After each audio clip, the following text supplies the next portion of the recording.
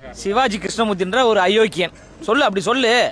ஆள் வந்து பச்சை அயோக்கியன், ஒரு ஆபாச பேச்சாளர். அப்படி மொழிப்போர் குறித்து பேசு. மொழிக்காக இறந்தவர்களுடைய தியாகிகளை பத்தி பேசுற அயோக்கி. அந்த மொழிப்போர் தியாகிகள் உயிரோடு இருந்தாங்கன்னா செருப்பை கழட்டி சிவாஜி கிருஷ்ணமூர்த்தி என்ற ஒரு நபரை வெளுத்து எடுத்திருப்பாங்க.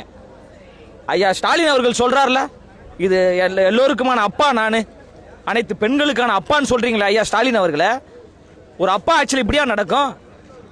சிவாஜி கிருஷ்ணமூர்த்தி என்கின்ற உன் கட்சியை சார்ந்த ஒரு நபர் இப்போ நீ அப்பாவா இருந்தனா, அப்போ பெண்கள் எல்லாம் வந்து உன்னுடைய மகள், ஐயா ஸ்டாலின் அவர்களுடைய மகள். உங்கள் மகள்களை குறித்து ஒருத்தன் ஆபாசமா ரொம்ப முகம் சுளிக்கக்கூடிய வகையில் ஒருத்தர் பேசியிருக்காரு. அது குறித்து ஏதாவது ஒரு கண்டனம்?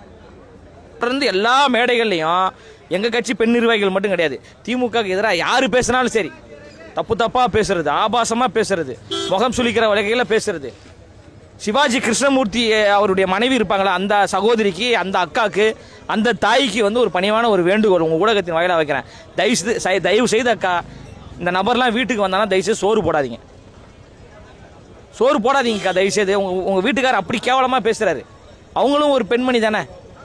ஒரு பெண்ணாவேக்கா வந்து தமிழ்நாட்டில் ஆட்சி செய்வதற்கு சரியில்லாத ஒரு கட்சின்னு நீ பேசு, அதுக்கு நாங்கள் பதில் சொல்லுவோம். எங்களுடைய கொள்கை இது, எங்களுடைய கோட்பாடு இதுன்னு. நீ போயிட்டு பெண்களை குறித்து தரைக்குறைவாக பேசுனா நீ சோறு திங்கிறியா, வேறு ஏதாவது திங்கிறியா?